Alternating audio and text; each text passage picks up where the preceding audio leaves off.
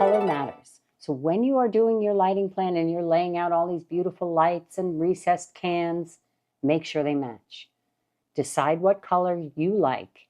Decide what colors are appropriate for the rooms they're going in and keep them all the same.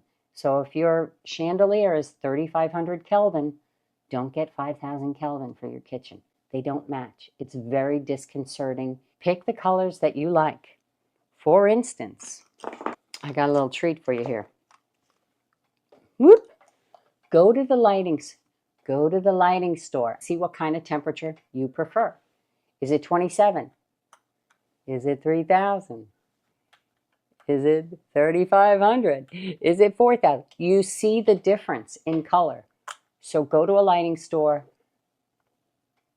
2,700, much more flattering.